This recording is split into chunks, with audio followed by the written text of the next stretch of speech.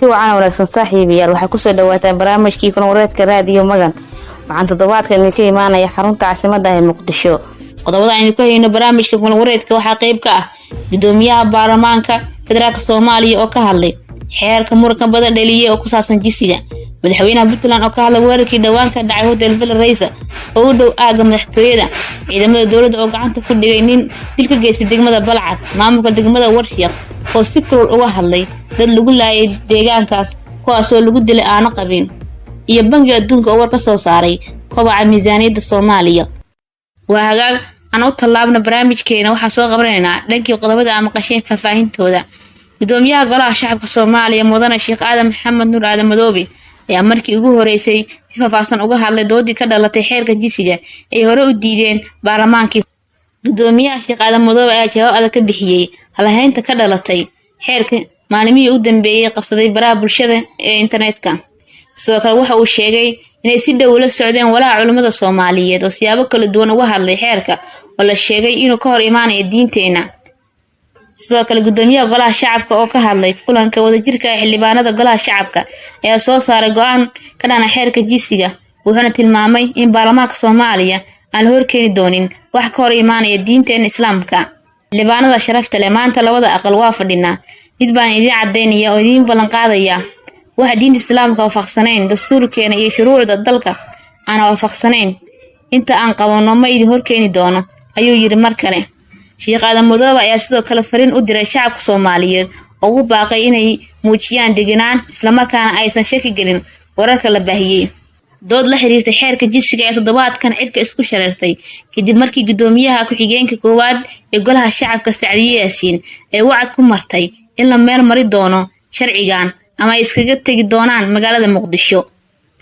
dhanka kalena markaan waxaa idinku maqan xubintii ciyaaraha waxaa la diyaaraa wariye Saabir Maxamed Ibraahim. kusoo dhawaada xubinteennii ciyaaraha ee barnaamijka kulan wareedka.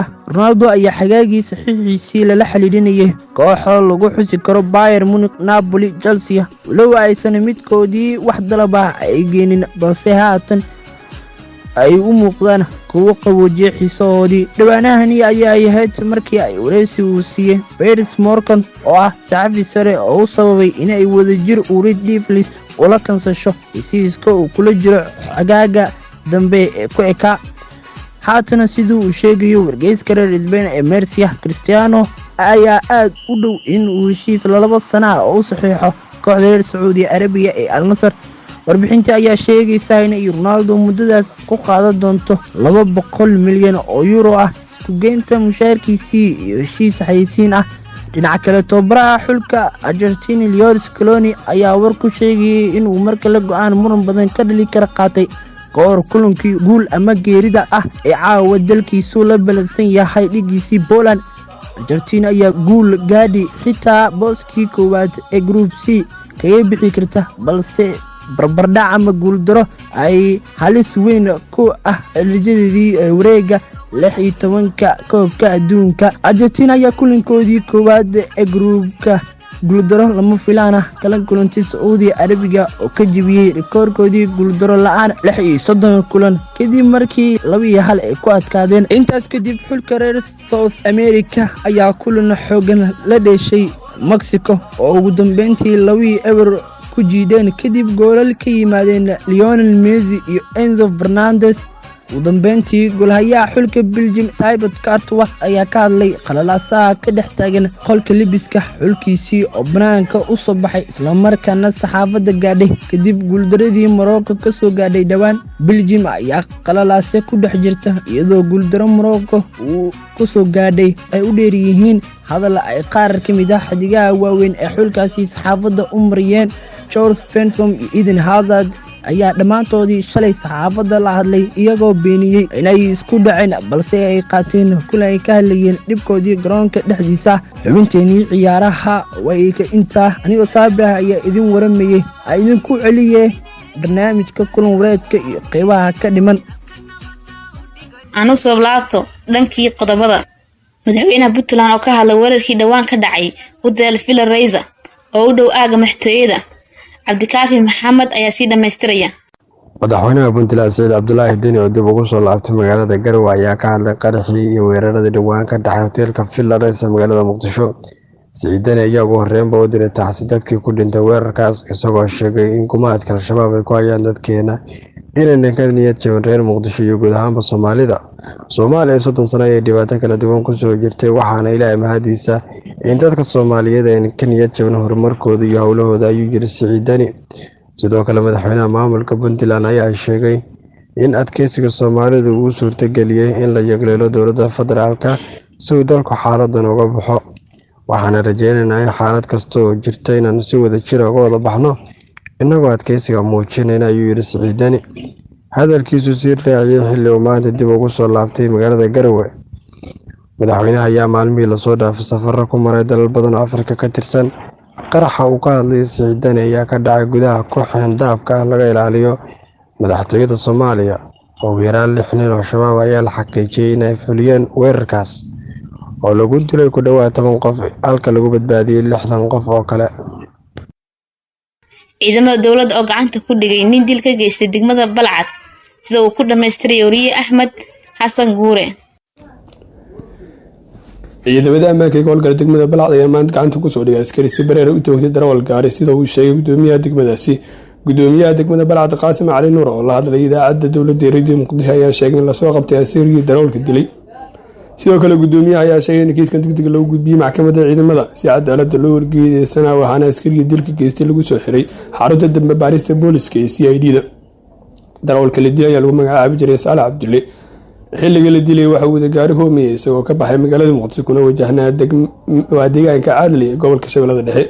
ninkan ayaa isku dayay inuu baxsado markii uu toogtay darawalka, waxaana lagu soo qabtay howlgalay u fuliyeen ciidamada ammaanka.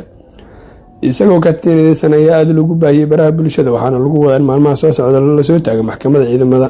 askarkan ayaa darawalka u dilay lacag yar oo shilin Soomaali ah, gaari hoomiyay oo ka baxay Muqdisho ayuu waday, wuxuuna ku sii jeeday deegaanka Caadli, balse askarigan oo isbaaro u taallay ayaa toogtay kadib markii ay ku murmeen lacagtii uu weydiistay isbaarada ahayd.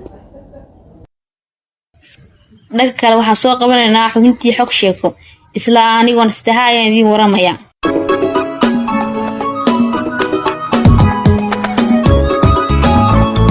kusoo dhawaada xubinteeni xog sheeko, maanta inii waramaysa anigaan sadexa Maxamed Xisi. waxaan maanta kusoo qaadanaa sheeko la magac baxday agoonkii guusha gaaray qaybta koowaad. waxaynu dhacsaa sidatan: Shaafici oo wiil dhalinyaro ah, da'diisuna ay tahay 10 sano jir, wuxuu dhigtaa dugsi Qur'aan ah iyo dugsi waxbarasho oo aadageliga dambe. waana arday aad u dadaal badan, weliba dabeecad furan, dulqaad badan. ardada iyo macallimiintan aad ay u jecel yihiin.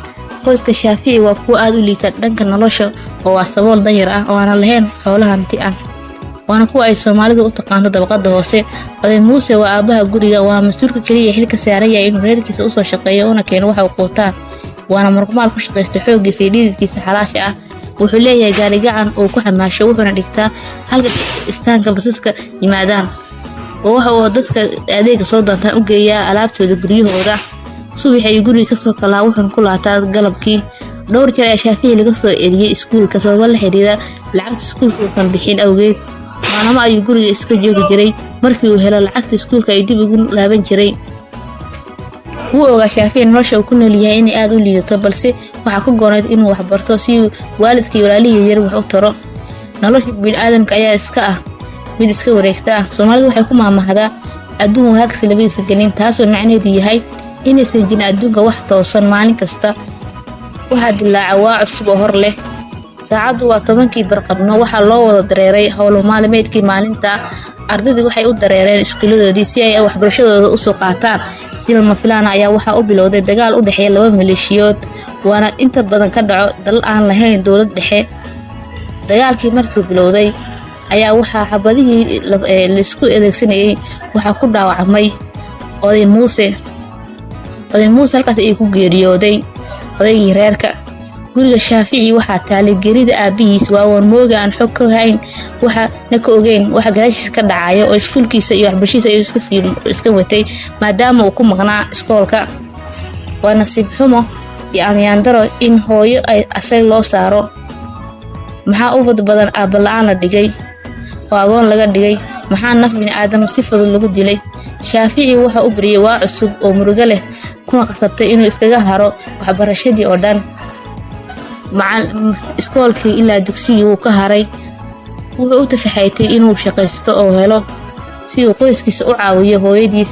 halkaas ayaan ku hakinayna xubinteena xog sheeko maanta inii wareemaysa anigu aan Istaxaan Maxamed Xirsi. hagaag anagoo soo gaarna qaybihii ugu dambeeyay barnaamijka kulan wareedka raadiyo Magan aan soo qabto qodobada ugu dambeeyay ee barnaamijka. maamulka degmada Warshiq oo si kulul uga hadlay dad lagu laayay deegaankaas kuwaas oo lagu dilay dagaal aan qabiil ah. wariye Saabir Yare ayaa sii marinaya.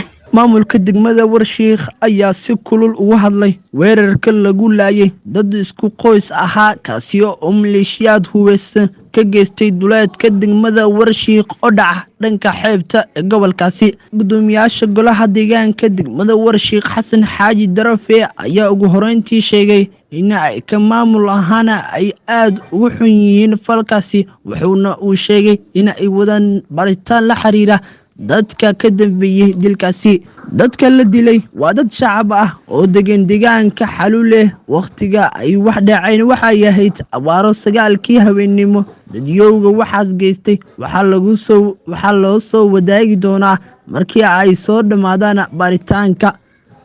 sidoo kale wuxuu caraabiyay in dil wareedkan loo geystay dad isku qoys ah ay salku ku hayso aanooyin qabiil, isla markaana ay cadaaladu marsiin doonaan dadkaasi ka dambeeyay. waxa uu sheegay in maamul ahaan go'aan ka gaari doonin falalka la xaliila aanooyinka qabiil oo muddooyinkii dambe ku soo noqnoqday Warshiq iyo deegaamadooda deegaanada hoos yimaada. sidoo uu sheegay gudoomiyaha golaha deegaanka degmada Warshiq, deegaanka way raadiyeen aanooyin qabiil oo inta badan soo laabteen. waxa ay u baahan tahay in gundhig la sameeyo oo sharciyo adag loo soo saaro. markuu gacanta ku soo dhigo dadka gacanta ku dhiiglayaasha waxaa lagu fuli doonaa shariicada Islaamka. dad kale laayay ayaa ku sugnaa hal goob, waxaana magacyadoodii lagu kala sheegay Safiya Sheekh Abuukarow Liidow, Sheekh Maxamuud, Sheekh Cabdi Cali iyo Sangaabo Maxamed Xuseen. maleeshiyaadka dil wareedkani fuliyay ayaa lagu soo waramayaa inay goobta isaga baxsadeen kadib dhacdadaasi argagaxda leh ee ay ka geysteen nawaaxiga Warshiq. dhacdadan ayaa ku soo aadaysa iyadoo dhawaan heshiis rasmi ah laga gaaray colaad beeleed maalmihii ugu dambeeyay ee ka taagneed gobolka Shabeellada Dhexe, gaar ahaan duleedka degmada Cadale, taasi oo uu dhamaystirkoodii goobjoog ka ahaa madaxweynaha Xasan Sheekh, iyadoo oo lagu balamay in qofkii dil geysta sharciga la geeyo. ugu dambeyntii Bangiga Adduunka oo war ka soo saaray kobaca miisaaniyadda Soomaaliya, Faad Ismaan ayaa faahfaahinaya. shirka sanadlaha ee uu soo qabanqaabinaya Bangiga Adduunka ayaa maanta lagu soo bandhigay warbixinta dhaqaalaha Soomaaliya, kaasi oo uu ka qayb galay wasiirka maaliyadda Soomaaliya Dr. Cilmi Maxamuud Nuur. wasiirka maaliyadda Soomaaliya ayaa soo dhaweeyay warbixinta Bangiga Adduunka uu diyaariyay, taasi oo sheegtay in dhaqaalaha Soomaaliya uu kordhay 2.9% sanadkii 2021 marka la eego sanadkii ka horeeyay 2020. wasiirka ayaa sheegay in dowladda federaalka Soomaaliya ay ka go'an tahay xoojinta iyo horumarinta dhaqaalaha dalka si loo gaaro horumar la taaban karo. waxaan maanta shir gudoomiyay kulan uu soo qabanqaabiyay Bangiga Adduunka oo lagu soo bandhigay warbixinta dhaqaalaha Soomaaliya. dhaqaalaha Soomaaliya waxa uu sameeyay horumar waana soo hagaagayaa inkastoo ay jiraan caqabado gudaha ah iyo kuwa caalami ah, ayuu wasiirka maaliyadda Soomaaliya. waxa uu sii raaciyay hadalkiisa, waxaa naga go'an xukuumad ahaan inaan xoojino barnaamijka iyada dib u habeynta hanaanka. warbixinta sanadlaha ee Bangiga Adduunka ee la socodka dhaqaalaha Soomaaliya ayaa lagu xusay in dhaqaalaha Soomaaliya uu horumar iyo koror u sameeyay sanadkii hore iyadoo ay jiraan caqabado dhowr ah. sidoo kale waxaa warbixintaas lagu xusay in abaaraha ba'an ee qaybo badan oo dalka ka jiraan ay dhaqaalaha saameyn xooggan ku yeesheen. dowladda federaalka Soomaaliya waxay horumar ka sameysay dhanka dakhliga gudaha iyo isbeddelka dib u habeynta nidaamka maaliyadeed ee dalka, ayay tiri Christina Svensson oo ah wakiilka Bangiga Adduunka ee Soomaaliya oo ugu dambeyntii hadalka ka jeedisay shirka. guud ahaan waxaan soo gaarnay dhamaadka kulan wareedka maanta. waxaan idin socodsiinaya anigu aan Istaxaan Maxamed Xirsi, farsamada barnaamijka iyo isku dubridkiisa mahad balaan ka gaartay waxa ay u garabsiiyay ustaadkeena qaaliga ah al-ustaad Ismaaciil Ibraahim Xasan waxaan bahda magan oo isku duuban ileenahay nabadgeliyo.